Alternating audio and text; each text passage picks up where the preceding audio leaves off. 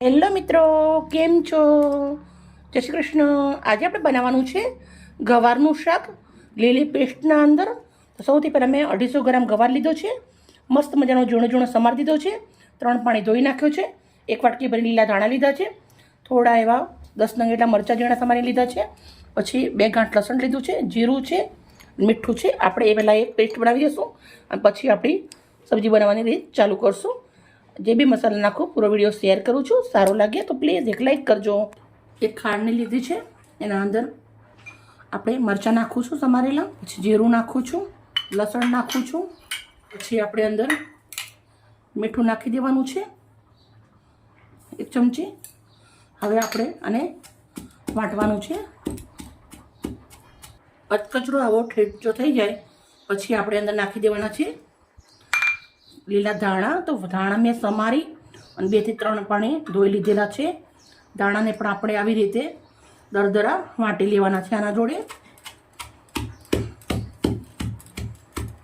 લસણ, મરચાં, ધાણા, જીરું બધું સરસ વાટી અને રેડી કરી દેવાનું છે.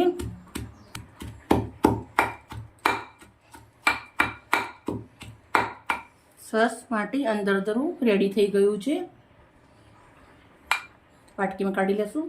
એક ખાંડી લીધી છે, મોટા 1 ચમચા એટલું તેલ નાખું છું. તેલને ગરમ થવા દેશું. તેલ સરસ ગરમ થઈ ગયું છે. થોડું રાઈ અને જીરું નાખું છું.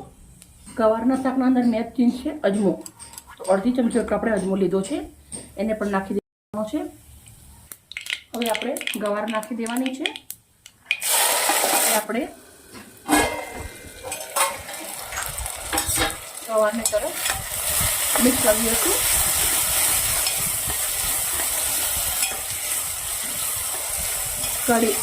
થોડી વાર આપણે ગવારને સાંતળી લેશું. ગવાર મિત્રો તેલના અંદર સરસ આવી રીતે સાંતળી લેવાનું છે. ગવાર આપણે જે લીલો ઠેચો વાટી રાખ્યો છે એ નાખી દઉં છું.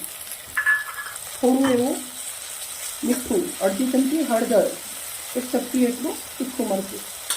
સરસ આને મિક્સ કરી દઈશું. થોડું એવું પાણી નાખવાનું છે. 5 થી 7 મિનિટ સુધી આપણે આને ચડવા દેશું. હવે આપણે ચેક કરી લઈશું. મિત્રો, આપણું ગવારનું શાક ગ્રીન મસાલાના અંદર બની મસ્ત રેડી થઈ ગયું છે. એકદમ સરસ મજાનો ગવાર ચડી ગયો છે. હવે આપણે જોડે બાજરીનો રોટલો બનાવી દેવાનો છે. મિત્રો, આપણો બાજરીનો રોટલો મેં સરસ મજાનો આવી રીતના નાનો નાનો રેડી કરી દીધો છે.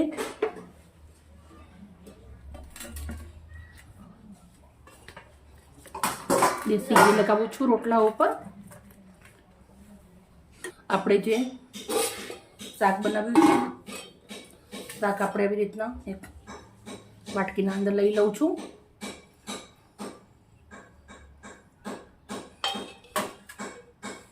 રોટલો બનાવ્યો, શાક બનાવ્યો, જોડે સરસ મજાનું મોરું મોરું દહીં છે, પણ જોડે આપણે કોબી અને ટામેટાનો સંભારો બનાવ્યો છે. મસ્ત મજાના દેશી ભાત છે ને જે ઠેચો વાટ્યો હતો એ છે.